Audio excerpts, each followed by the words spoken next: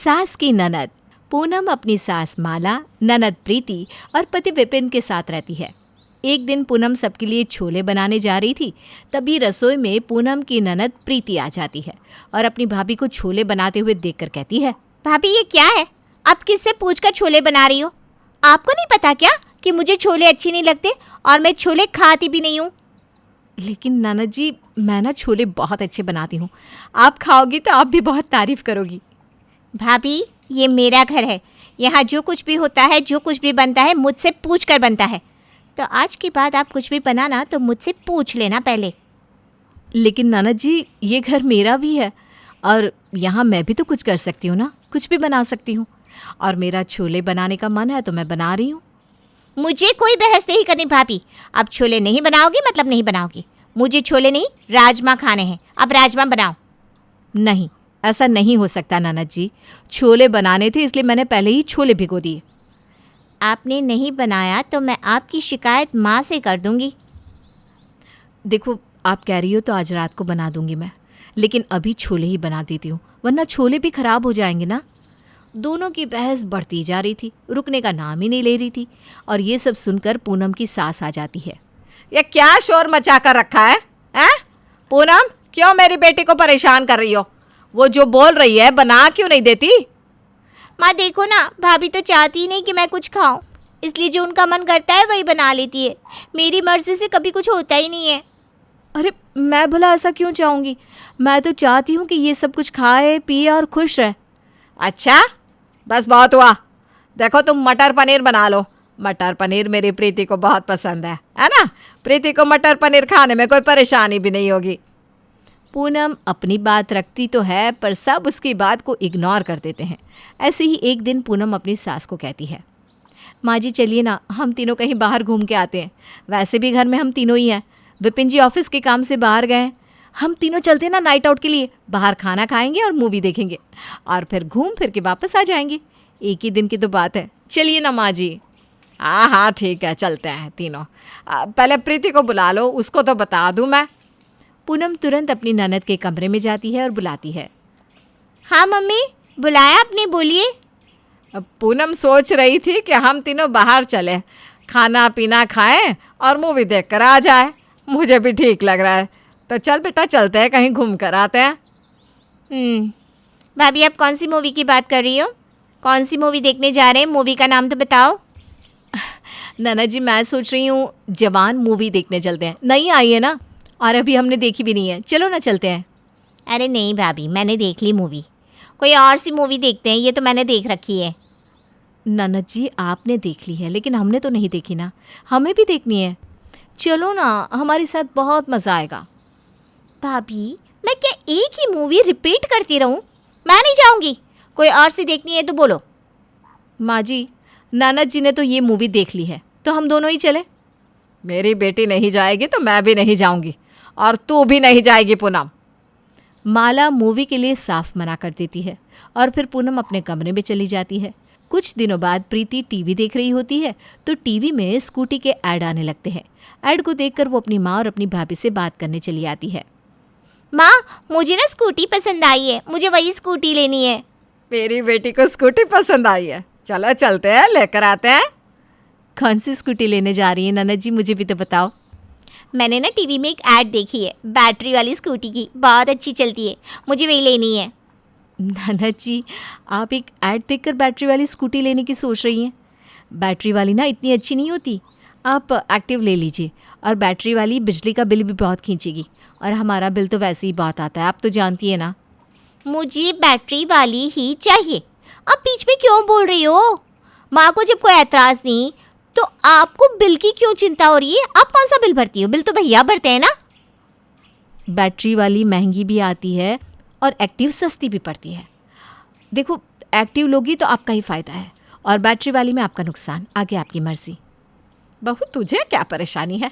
अरे इसका जो मन करे वो लेगी, तू चुप हो जा। प्रीति मैं हूं ना, मैं दिलाऊंगी जो तुझे लेना होगा। चल बच्चा। ये सब पूनम को बिल्कुल भी अच्छा नहीं लगता। एक दिन पूनम अपनी सास के पास आकर कहती है, माँ जी, अभी मेरी माँ ने ना प्रीति के लिए एक बहुत ही अच्छे लड़के का रिश्ता बताया है। अगर आप कहो तो मैं अपनी माँ से कहकर प्रीति की शादी की बात आगे चलाऊं? इतनी भी क्या जल्दी है शादी की, अभी छोटी ही तो है मेरी प्रीति। शादी का क्या है, वही जानी है आज नहीं तो कल।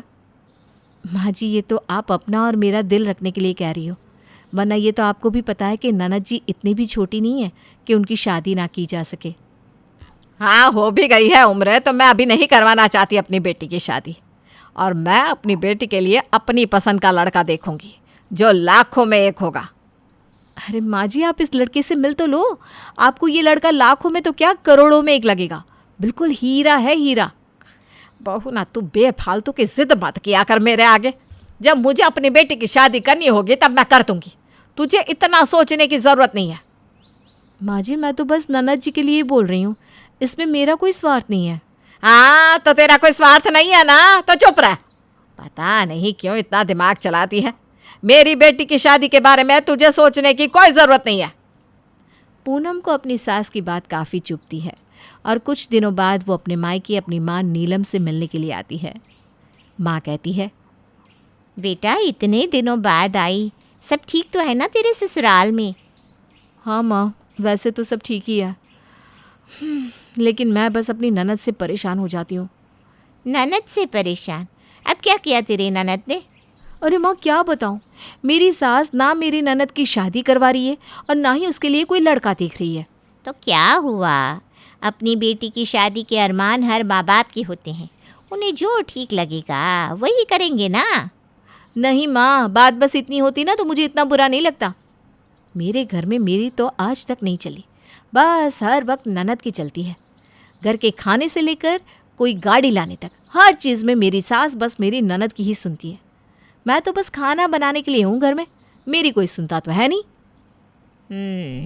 तो ये बात है। तूने वो कहावत सुनी होगी ना, चोर चोरी से जाए लेकिन सीना जोरी से नहीं। तो अब एक काम कर, अपनी सास की ननद को बुला ले और ये सब बता। बाकी सब वो खुद देख लेगी। अपनी माँ की बात सुनने के बाद पूनम वापस अपने घर जाती है और अपनी सास की ननद को फ़ोन करके सारी बात बताती है। दरवाज़ा खटखटाने की आवाज़ आती है और दरवाजे की दस्तक देख माला दरवाज़ा खोलती है। वो देखती है कि दरवाजे पर उसकी ननद उर्मिला है और उसके साथ में 2 बड़े बड़े बैग। ये देखकर माला कहती है, अरे उर्मिला दीदी, आप यहाँ अचानक? क्यों, मुझे यहाँ देखकर खुश नहीं हो? नहीं दीदी, ऐसा कुछ नहीं है। मैं तो इसलिए बोल रही थी कि अगर आप आने वाली थी तो कम से कम एक बार बता ही दिया होता, मैं विपिन को आपको लेने ही भेज देती। नहीं नहीं, उसकी क्या ज़रूरत, मन किया तो मैं आ गई। अब यहाँ आने के लिए मुझे किसी को बताने की या किसी से कुछ पूछने की ज़रूरत नहीं है, समझी? आपके साथ इतना बड़ा बैग, क्या आप यहाँ रुकने के इरादे से आई हो? और नहीं तो क्या, ये घर भी तो मेरा ही है, मेरी मर्जी मैं यहाँ रुकूं जाऊं। तू इतना क्यों पूछ रही है? मेरे यहाँ रुकने से तुझे कोई दिक्कत है क्या? अरे नहीं दीदी, मुझे भला क्या परेशानी होगी, आपका ही घर है, जब मन करे तब आओ, जब मन करे तब जाओ। मुझे तो अच्छा ही लगता है जब जब आप यहाँ आती हो। चलो चलो, अब इतनी भी बातें मत बनाओ, मेरा सामान अंदर रखवाओ। इतना लंबा सफ़र था, थक गई हूँ मैं तो। अब माला की भी ननद उर्मिला आ जाती है, जिसकी शुरू से ही काफ़ी ज़्यादा चलती है। एक बार माला की सास ने सर पर घूंघट नहीं किया था तो ये देखकर माला की ननद उर्मिला बहुत गुस्सा करती है और कहती है, ये क्या है भाभी, आपने घूंघट क्यों नहीं किया? आपको पता है ना, हमारे घर की औरतों के सर पर बाल रहे या ना रहे, लेकिन घूंघट ज़रूर होता है। अरे मेरी कोई नई शादी थोड़ी ना हुई है जो मैं सर पर घूंघट रखूं। और वैसे भी ना मेरी सास है ना ससुर, कोई जेठ जेठानी भी नहीं है। अरे मैं खुद सास बन गई हूँ, तो अब ये सब थोड़ी ना ज़रूरी है। कैसे ज़रूरी नहीं ये सब? आपको मैं दिखाई नहीं दे रही हूँ या देखना ही नहीं चाहती हूँ? जब से आई हूँ तब से देख रही हूँ, आप तो शर्म लिहाज भूल ही गई हो। अरे लेकिन क्या भाभी, आप सास अपनी बहू की बनी हो, मेरी नहीं। तो अपना ये सास वाला रौब ना अपनी बहू पर दिखाना, और अभी जो मैं बोल रही हूँ वही करो। चलो अब बिना मुंह बनाए सर पर घूंघट लो। ये सब तो आपको खुद सोचना चाहिए। उर्मिला के कहने पर माला ज़्यादा कुछ नहीं बोलती और अपने सर पर घूंघट कर लेती है। उसी समय वहाँ से पूनम सलवार कमीज में जा रही होती है। ये देखकर माला कहती है, अरे अरे ये क्या है बहू, तूने सलवार कमीज किससे पूछ कर पहनी है? तुझे पता नहीं क्या? हमारे यहाँ ये सब नहीं चलता। फिर तूने किससे पूछ कर पहना? माँ जी सच सच बताइए, ये सलवार कमीज मुझ पर अच्छा लग रहा है ना? वैसे मुझे पता ही था कि मुझ पर ये सलवार कमीज अच्छा ही लगेगा। क्या अच्छा लगेगा? और उर्मिला दीदी, आपने तो मुझे सर पर घूंघट ना रखने के लिए इतना कुछ सुना दिया, लेकिन यहाँ ये आपकी लाडली बहू सलवार कमीज पहनकर आपके ही सामने आ रही है, तो अब आप कुछ नहीं कहोगी? हैं? मुंह में दही जम गई है क्या अब? हाँ माला, जा एक काम कर, बहू की ना नज़र उतार दे। सलवार कमीज में कितनी प्यारी लग रही है, कोई बाहर वाला देखेगा तो नज़र लगा देगा। और वैसे भी ना ये सब कपड़े बच्चों पर अच्छे लगते हैं। अब इस उम्र में ये ऐसे कपड़े नहीं पहनेगी तो क्या तेरी और मेरी उम्र में पहनेगी? लेकिन अभी तो आप मुझे इतना सब कुछ बोल रही थी, और अब बहू को देखते ही आपका वो सब ज्ञान गायब हो गया। ज्ञान गायब नहीं हुआ, अब कद्दू जैसी शक्ल है भाभी, ये सब करते हुए कहाँ आपको शोभा देगा। अब आप तो ना बस सादे में ही रहो, वही आपको ज़्यादा अच्छा लगेगा। अपनी ननद के दो जवाब सुनकर माला का मुंह ही बंद हो जाता है। वो चुपचाप अपने कमरे में चली जाती है। जब से माला की ननद उसके घर आई थी, तब से माला की घर में चलना बिल्कुल बंद हो जाती है और हर वक्त बस सास की ननद की ही चलती रहती है। ऐसे ही कुछ दिनों बाद उर्मिला, पूनम और प्रीति तीनों बाहर जा रहे थे। तभी वहाँ माला आ जाती है। अरे आप तीनों एक साथ सज धज कर कहीं बाहर जा रही हो क्या? हाँ, वो मैं इतने दिनों बाद यहाँ आई हूँ ना, तो मैंने सोचा बहू और बेटी के साथ कहीं बाहर घुमाऊँ। इसी बहाने बाहर घूमना भी हो जाएगा और बच्चों के साथ कुछ समय भी बिता लूँगी मैं। अच्छा अच्छा, ऐसा है तो मुझे भी बस थोड़ा समय दो, मैं अभी अभी तैयार होकर आती हूँ। घूमने जा रहे हैं हम, तो तैयार तुम्हें क्यों होना है? अरे मैं भी तो चलूँगी ना आपके साथ। अब आप तीनों ही जा रही हो तो मैं यहाँ घर में अकेले रहकर क्या करूँगी, इसलिए बस थोड़ा सा टाइम दो, अभी आती हूँ। नहीं, तुम्हें कहीं जाने की ज़रूरत नहीं। अरे तुम चली जाओगी तो घर का काम कौन करेगा? यहीं रहो तुम और घर का काम करो, हम जा रहे हैं। तीनों बाहर घूमने चले जाते हैं और तब माला को बहुत अकेला महसूस होता है। वो खुद से बात करते हुए कहती है, आज मेरी ननद मेरे घर आई है और बस उसकी ही चल रही है। तब मुझे अपनी बहू के दुख का अंदाज़ा हो रहा है। मेरी बहू भी ऐसे ही खुद को न जाने कितनी बार अकेला समझती होगी। माला को बिल्कुल भी अच्छा नहीं लग रहा था, क्योंकि उसके ही घर में उसकी नहीं बल्कि उसकी ननद की चल रही थी। एक दिन खाना बहुत बच गया तो उर्मिला माला को बुलाकर कहती है, भाभी, भाभी ये क्या है? खाना इतना सारा कौन फेंकता है? अरे दीदी, ये खाना तो बहू ने बनाया है, उससे शायद गलती से इतना खाना बन गया होगा। अरे वो तो बच्ची है, उसे ये सब इतना पता नहीं होता। लेकिन आप तो बड़ी हो ना भाभी, बच्चे क्या करते हैं, क्या खाते हैं, ये सब बड़ों को पता होना चाहिए। लेकिन नहीं, आपको तो कुछ नहीं पता। अरे दीदी, आप मुझे क्यों सुना रही हो? मैंने क्या कर दिया? सच में मेरी तो कोई गलती भी नहीं है। गलती सारी आपकी ही है। अरे बहू को क्या पता खाने के बारे में, ये सब आपको देखना चाहिए था ना। लेकिन नहीं, आप तो सास बन गई हो, और सास बनने के बाद आपको क्या फ़र्क पड़ता है? घर में क्या हो रहा है क्या नहीं, आपको तो बस अपनी सासगिरी दिखानी है। आप ना बहुत गलत कर रही हो दीदी। अरे ये मेरा भी घर है, आप तो अपने ससुराल को संभालने चली गई। इतने सालों से तो मैं ही संभाल रही हूँ ना, मुझे भी सब पता है। लेकिन आप तो आई हो और बस सुनाए जा रही हो मुझे। आई हो से क्या मतलब है? आई हो से क्या मतलब है? ये घर मेरा भी है, और मेरा तब से है जब आप इस घर में आई भी नहीं थी, और इस घर पर ज़्यादा हक मेरा ही बनता है। इसलिए ना आज जो हुआ है वो दोबारा ना हो। आई बात समझ में? अपनी ननद का तीखा जवाब सुनकर माला की आंखों में आंसू आ जाते हैं। वो रोते हुए वहाँ से अपने कमरे में चली जाती है। तभी पूनम आकर कहती है, क्या हुआ माँ जी, आप रो क्यों रही हो?